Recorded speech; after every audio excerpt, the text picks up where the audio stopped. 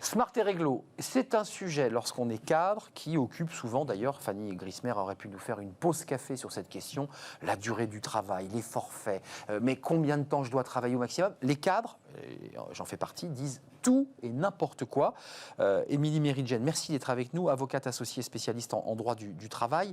D'abord, question simple, est-ce que cette question du temps de travail des cadres est importante? Parce que les cadres disent, mais après tout, moi quand je suis cadre, de toute façon je travaille tout le temps, je ne peux pas récupérer mes heures, on va le voir. Pourquoi c'est si important cette question du temps de travail des cadres? C'est important parce que d'abord, il y a beaucoup d'a priori et de méconnaissances de la part des employeurs, mais aussi des salariés. Donc personne ne s'y retrouve vraiment.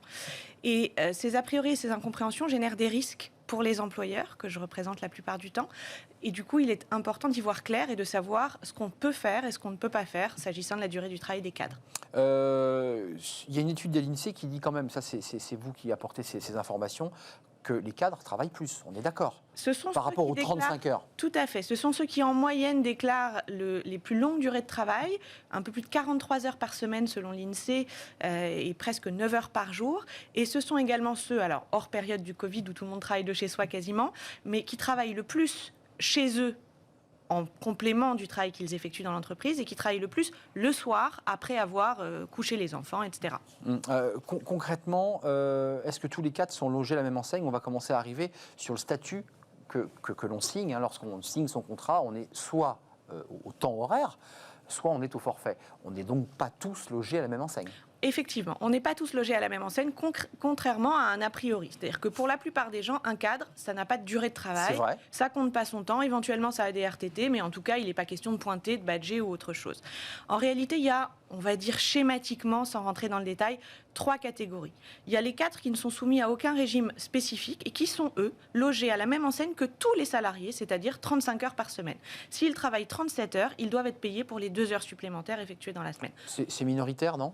C'est une partie significative puisque, selon la DARES, un peu moins d'un cadre sur 2 est un cadre au forfait, ce qui signifie que les autres ne sont pas au forfait, donc sont à un régime horaire. Exactement.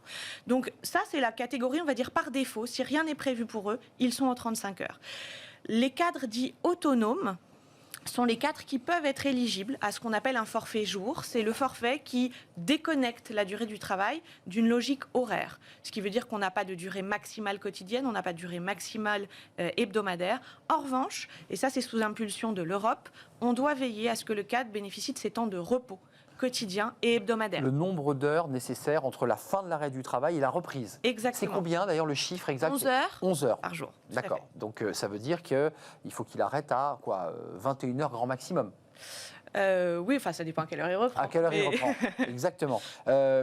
Donc, et il y a les cadres au forfait. Et voilà. Alors c'est là où ça bug. Ça, c'est les cadres au forfait. Et puis, il y a une troisième catégorie qui est, pour le coup, une catégorie assez marginale, mais c'est aussi méconnu, ce sont les cadres dirigeants, ceux qui sont au sommet de l'entreprise, qui bénéficient d'une très grande indépendance dans la gestion de leur emploi du temps et qui bénéficient, ça va de pair, des rémunérations qui font partie des plus hautes rémunérations de l'entreprise. Et ceux-là n'ont aucune contingence horaire. C'est-à-dire qu'ils peuvent travailler 1 heure par jour, comme 18 heures par jour, il n'y a pas de règle. Ça, c'est inscrit dans leur contrat? Ça peut être inscrit dans leur contrat. Si ça ne l'est pas, on peut en rapporter la preuve a posteriori. On va faire un vrai-faux, parce que vous aimez bien faire le vrai-faux dans vos interventions, et c'est pratique. Le salarié en forfait jour est soumis aux règles sur la durée du travail au forfait, donc le cadre au forfait. Vrai ou faux? Alors, vrai et faux. Ah oui, d'accord. Et oui, c'est jamais simple. On ne peut pas trancher dans le droit. C'est jamais simple en droit du travail. Vrai, il n'est pas soumis. Alors, je ne sais plus dans quel sens vous avez posé la question. Le salarié en forfait jour est soumis aux règles sur la durée du travail. Il est soumis. Vrai ou faux? Alors, c'est vrai s'agissant des temps de repos, c'est faux s'agissant du décompte horaire. Donc, sur les temps de repos, on a compris que c'était les 11 heures qui fixaient cette règle, et attention, il faut les respecter. Oui. C'est faux sur les horaires de travail. Exactement. Ça veut dire quoi? Ça veut dire qu'un cadre peut aller jusqu'à combien d'heures maximales? Il y a quand même un maximal. Le maximum, c'est qu'il puisse se reposer 11 heures dans la journée. Point barre. C'est tout. Ce qui fait que quand on calcule les 11 heures de repos entre une journée, ça fait quoi? 63 heures de travail par semaine, si on calcule? Ça fait beaucoup. Il me semble. C'était d'ailleurs une des réserves de l'Europe qui a conduit à imposer ce respect des temps de repos. Après, ça, ce sont des situations qui doivent rester exceptionnelles et les conventions de forfait jour sont encadrées par un formalisme assez important sur lequel on peut revenir, mais parmi lesquels notamment figure une obligation de suivi de la charge de travail des cadres. Il doit y avoir au minimum un entretien chaque année pour vérifier annuel. Exactement. Indépendamment de l'entretien sur la performance, l'entretien d'évaluation qu'on connaît tous, mais là c'est vraiment sur la charge de travail, le respect de l'équilibre entre vie personnelle et vie professionnelle, parce qu'évidemment si on travaille 60 heures par semaine toute l'année, ça peut poser des difficultés à plein d'égards. Alors les RTT, rentrons dans le dur, parce qu'il y a beaucoup de cadres qui le disent quand on parle avec eux. L'expression c'est j'ai des caisses de RTT, mais on me dit que je ne peux pas les prendre parce que ces cadres sont évidemment soumis à des obligations professionnelles. Ils ne peuvent pas prendre leur RTT, ce qui fait qu'ils ont des semaines de vacances à prendre. Alors, concrètement, soumis ou pas au RTT, ces cadres? Alors, les cadres au forfait doivent pouvoir bénéficier des RTT. C'est la contrepartie à cette souplesse et à cette flexibilité qu'on leur demande. Exactement. En général, selon les conventions collectives, selon les accords d'entreprise spécifiques, on a entre 10 et une quinzaine de RTT par an. Ça dépend aussi des jours fériés dans l'année. Après, si on ne les prend pas, qu'est-ce qui se passe? Normalement, on doit les prendre.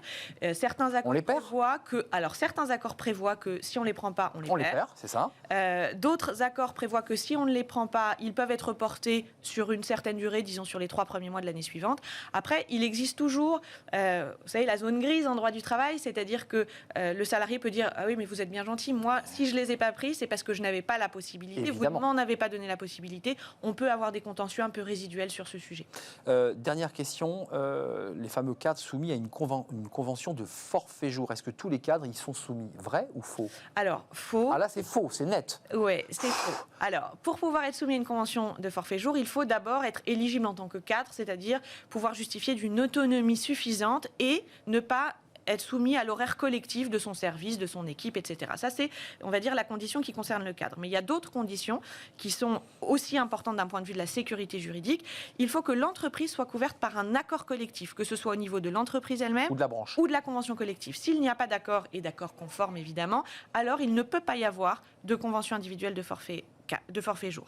Et l'autre condition, il y en a encore deux, c'est que le salarié ait expressément signé, donc un avenant à son contrat de travail, qui reprenne la convention de forfait jour. Ça ne peut pas se décréter, ça ne peut pas être de l'implicite, t'es cadre, donc t'es au forfait, il faut signer. Que ce soit écrit noir sur blanc, exactement, avec un accord entreprise ou de branche. Et la dernière condition, c'est qu'il y ait un système de suivi. Il ne s'agit pas de dire t'es cadre, t'as signé, donc je m'occupe plus de rien. On doit, comme je vous le disais tout à l'heure, faire ces fameux entretiens, et puis on doit avoir aussi un système qui trace les jours de travail des salariés. Parce que ce n'est pas parce qu'on ne compte plus les heures qu'on ne doit plus compter les jours. Donc il doit y avoir un système de suivi.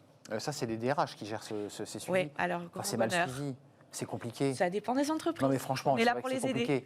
C'est compliqué. Voilà, parce qu'il faut quand même un travail extrêmement fin qui permet d'un peu de voir ce qu'il a fait et où il était, parce qu'il y a aussi beaucoup de déplacements, il y a aussi des temps de repos de déplacement qui sont des casse-têtes importants. Merci Émilie Mérigen, c'était un plaisir. J'ai tout compris. Bah voilà, on en a si souvent parlé entre nous de ces forfaits jours ou de ce forfait tout court. Merci. La suite, c'est la pause café. Ça intéresse les avocats évidemment. On va le voir sous un angle sociologique, à quoi va ressembler notre corps après ce télétravail. Évidemment, ça sera source de conflits, de salariés qui ont mal au dos, qui ont une sciatique. C'est peut-être d'ailleurs le cas de Fanny Griesmer. Elle nous rejoint.